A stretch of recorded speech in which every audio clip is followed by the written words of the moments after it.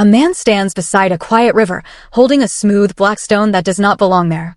The stone is obsidian, dark like glass, sharp enough to cut through skin with almost no effort.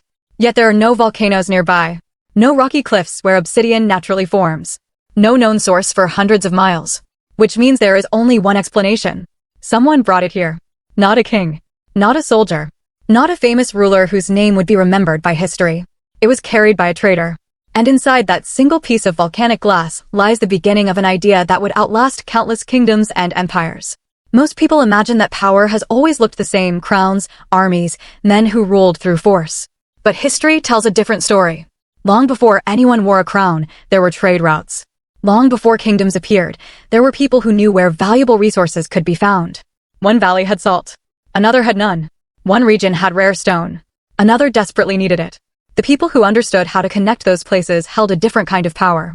Their strength came not from commanding others, but from controlling the distance between supply and demand. They stood between people who had something valuable and people who needed it, and that position made them important in ways that had never existed before. Around 7000 BCE, something remarkable began happening in the hills of Anatolia.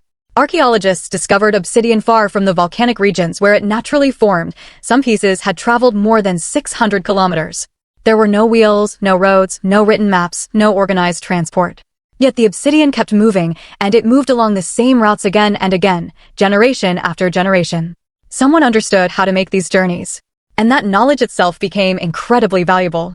Perhaps the world's earliest form of capital was not gold or land. It was information, knowing where rare materials could be found, which paths were safe, and how to get back home. Picture the ancient world as a landscape of scattered resources: salt in one region, fine flint in another, seashells only along certain coastlines, copper hidden inside specific mountains. Every community had something useful and lacked something equally important. Each village understood only its own small corner of the world. Someone had to cross those boundaries. The first person who made such a journey accomplished something extraordinary. But the second journey changed everything, because now it was no longer luck. It was a repeatable method, a reliable path. That person was no longer simply a traveler. He was not a hunter, a farmer, or a tribal leader. He had become a connection between worlds, a bridge through which goods, ideas, and opportunity could pass. He had become the first true merchant. And with him, a new form of power quietly entered human history. Part 2. When being needed became a form of power. It's tempting to assume the strongest person always held the greatest influence. Warriors fear force. But the earliest merchants gained influence a different way. Their strength was not violence. It was necessity. Imagine only one person knows the safest path to a distant salt deposit. Everyone needs salt, but only he knows where to find it and how to return safely. He doesn't need to threaten or fight. His knowledge alone makes him valuable. The community depends on him. Without him, trade slows and goods stop arriving.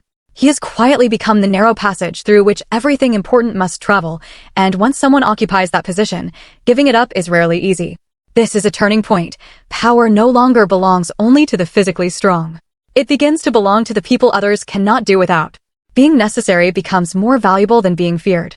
By around 3000 BCE, in the cities of Mesopotamia, merchants had taken on a role beyond simply moving goods. They were managing risk. A shipment of cloth traveling downriver could be stolen, wrecked by a storm, or simply lost. Someone had to absorb that risk so buyers and sellers could keep trading with confidence.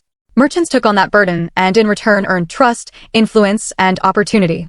Here's a striking detail. Some of the oldest writing ever discovered wasn't poetry, prayer, or royal history. It was business records. Clay tablets listing deliveries, debts, payments, interest. Humanity's earliest large-scale writing system wasn't built mainly to tell stories. It was built to remember agreements. Civilization's first lasting memory wasn't a heroic tale. It was a ledger, a record that let trust survive across distance and time, between people who might never meet. Merchants no longer depended on memory alone. Their agreements could now outlive conversations, and their promises could travel farther than they ever could themselves. Part 3. When trust became stronger than force. In a small village, trust is simple. Everyone knows who keeps promises. But as trade stretched across hundreds of miles, merchants began dealing with strangers they'd never see again, who spoke different languages and lived in distant cities. You cannot remember someone you've never met, so humanity created something new. Instead of relying on memory, people recorded agreements. Clay tablets became a new kind of memory, one that didn't forget, age, or change its story.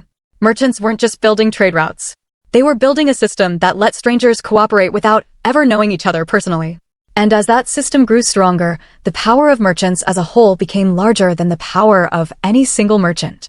A king's authority usually ended with his death. A network built on agreements did not disappear so easily. Across the ancient Near East, cities that shared different gods, different languages, and no shared rulers stayed connected not through loyalty, but through trade and the obligations trade created. Debt is unusual as a form of power. A sword's reach ends where the swordsman stands, but a debt can cross mountains, deserts, and seas. No civilization shows this better than the Phoenicians. They're remembered less for conquests than for their ships, their merchants, and their alphabet, a system that made recording trade faster and easier, and went on to shape many writing systems still used today. Rather than build a land empire, they built a network, planting trading centers from Cyprus to Sardinia to Carthage, links in a commercial web stretching from the eastern Mediterranean to the Atlantic.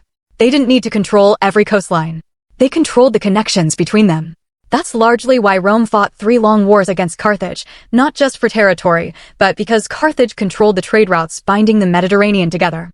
Lost land can be retaken. A lost trade network is far harder to replace.